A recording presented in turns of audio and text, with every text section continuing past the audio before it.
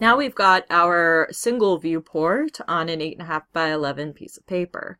If I wanted to change this, I could go up to File, Page Setup, and here's where I could change the size of the piece of paper. We're going to need to go to Printer Setup.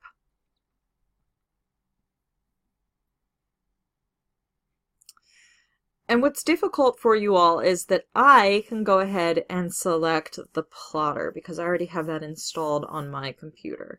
So I'm just going to show you what this looks like so you understand what this would look like. So I'm going to go here to HP DesignJet because it's what our plotter is. I'm going to select that. And it's going to give me a different menu of paper sizes because it knows that you can. For some reason, my Mac doesn't like to talk to this plotter very well.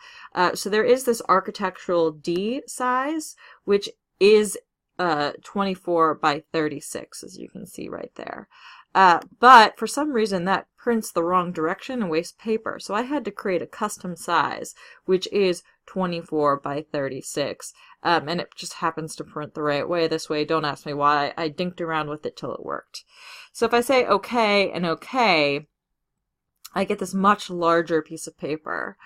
And so what I'm going to do is show you all how to make a larger piece of paper without using the printer.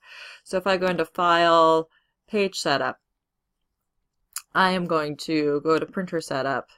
I'm going to pick any printer, because that's unfortunately what you all have to do.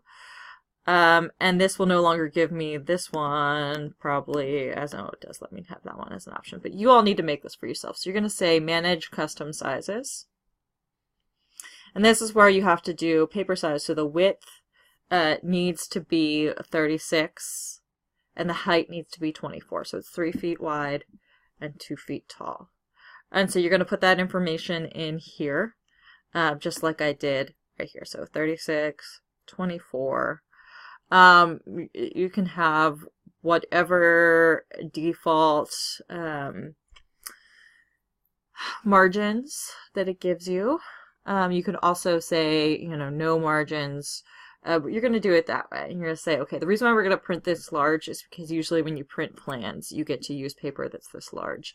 And if you, let's say you were doing this for a design for a spotlight show, you would be able to use the plotter to print some of those things. We will eventually be testing we're going to design everything in 24 by 36.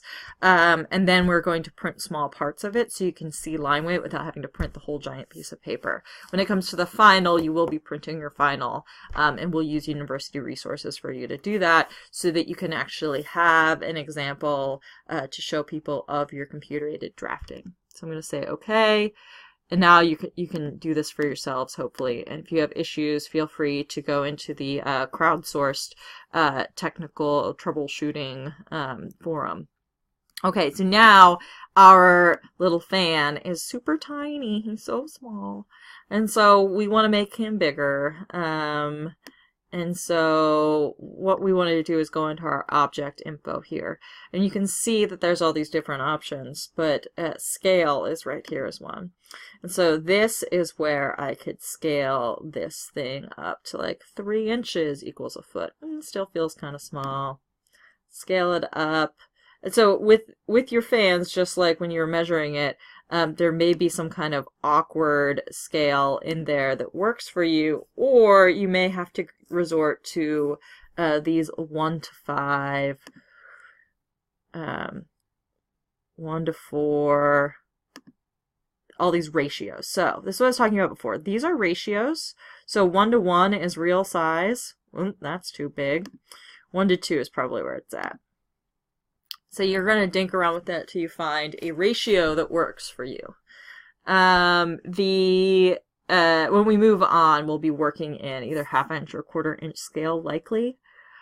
So we've got this fan. Now don't forget, you're going to need to put dimensions into this. So this, putting all 3 views in one, was only to show you how to do a viewport and then how to modify a viewport. What I want is for each of these views to have its own viewport, and that's what I'm going to show you next.